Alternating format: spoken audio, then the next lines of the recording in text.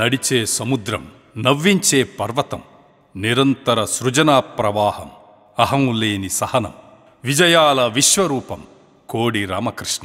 తెలుగు నేలపై వెలుగులు విరజిమ్మిన ఎందరో కళాకారులకు జన్మనిచ్చిన పుట్టిల్లు పశ్చిమ గోదావరి జిల్లాలోని పాలకొల్లు. పాలకొల్లులో 1949 జూలై 23న కోడి నరసింహమూర్తి, చిట్టెమ్మ దంపతులకు తొలి సంతానంగా జన్మించారు కోడి రామకృష్ణ. ఎంఎంకేఎన్ హైస్కూల్లో ప్రాథమిక విద్యనభ్యసించారు.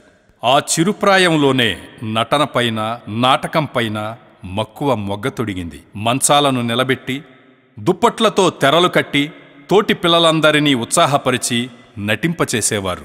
ఏఎస్ఎన్ఎం గవర్నమెంట్ కళాశాలలో చదివే నాటికి నటనపై ఆయనకున్న ఆసక్తి పెరిగి పెద్దదై మహావృక్షమయ్యింది. నాటకాలు రచిస్తూ, నటిస్తూ దర్శకత్వం వహించడమే కాదు, చిత్రకళలోనూ గుర్తింపు తెచ్చుకున్నారు రామకృష్ణ. అదే సమయంలో తాతామనవడు చిత్ర అర్ధశత దినోత్సవానికై పాలకొల్లు వచ్చిన ఆ ఊరి ముద్దుబిడ్డ దర్శకులు దాసరి నారాయణరావు గారిని కలిసి సినీరంగ ప్రవేశానికి అవకాశం కల్పించమని కోరారు రామకృష్ణ. ముందు డిగ్రీ పూర్తి చేయి అని దాసరి గారు చెప్పడంతో చదువుపై దృష్టి పెట్టారాయన. ఆ ప్రాంతంలోనే షూటింగ్ జరుపుకున్న దాసరి గారి రాధమ్మ పెళ్లి చిత్రంలో ఒక సహాయక పాత్ర కోసం మొదటిసారి సినీ మేకప్ వేసుకున్నారు రామకృష్ణ.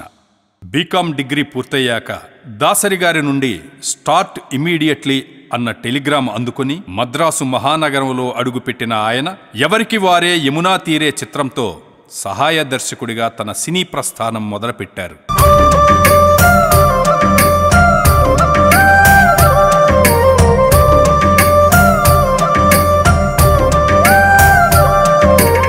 తాను పనిచేసే చిత్రాలలో అడపాదడపా చిన్న చిన్న పాత్రలలోనూ నటించారు.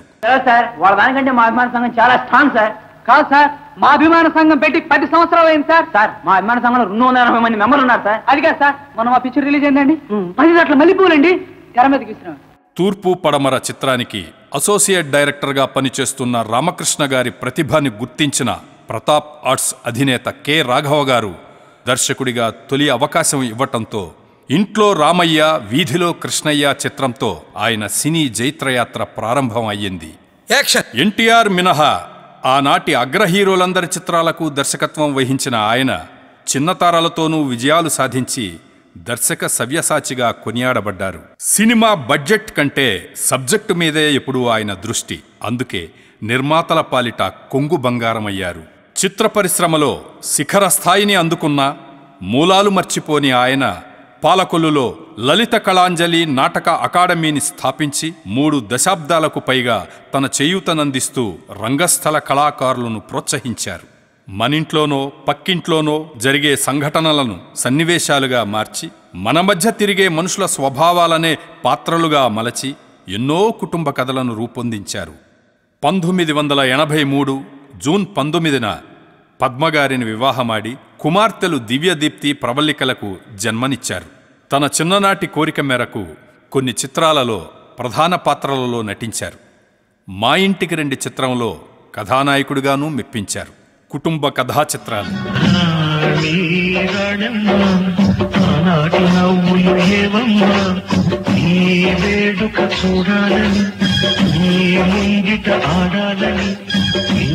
కమర్షియల్ చిత్రాలు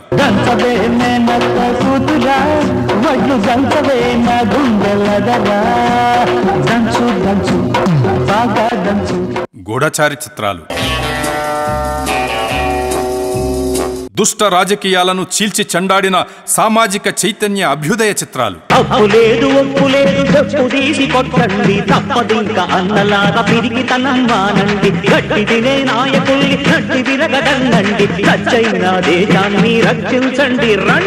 భక్తిరస చిత్రాలు శ్రీకర శుభకర ప్రణవ స్వరూప లక్ష్మీ నరసింహ 14 లోకములన్నీ మృక్కే జ్వాలా నరసింహ నీవే. 1-2 శతాధిక చిత్రాలు ఏ ఒక్క తరహా చిత్రాలకు పరిమితం కాకుండా, ఎటువంటి ముద్రా తనపై పడకుండా వెండి తెరపై లెక్కకు మించి ప్రయోగాలు చేసి ఆల్రౌండర్ అనిపించుకున్న సెల్యులాయిడ్ సైంటిస్ట్ కోడి రామకృష్ణ.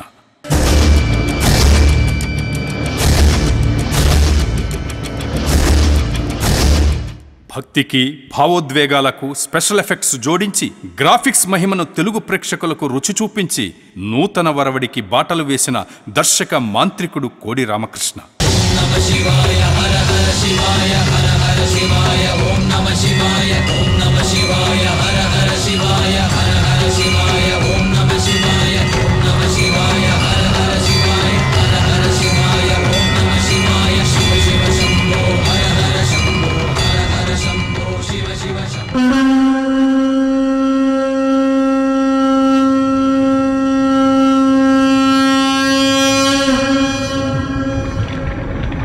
తాను ఎదగడమే కాకుండా ఎందరో నూతన నటీనటులను సాంకేతిక నిపుణులను వెండితెరకు పరిచయం చేసి మరెందరినో విజయ తీరాలకు చేర్చి గురువుకు తగ్గ శిష్యుడు అనిపించుకున్న మార్గదర్శి కోడి రామకృష్ణ. తన శిష్యులను తన స్నేహితులుగా తన కుటుంబ సభ్యులుగా అభివర్ణించిన స్నేహశీలి. ఓ శతాధిక చిత్ర దర్శక శేఖర, భౌతికంగా మీరీ లోకంలో లేకున్నా మా మనోలోకంలో మహారాజులా ఎల్లప్పుడూ కొలువై ఉంటారు. తెలుగు సినిమా ఉన్నంత వరకు మీకు మరణం లేదు లేదు లేదు. గురుదేవో భవ. అంజలి ఘటిస్తూ కోడి రామకృష్ణ శిష్య బృందం.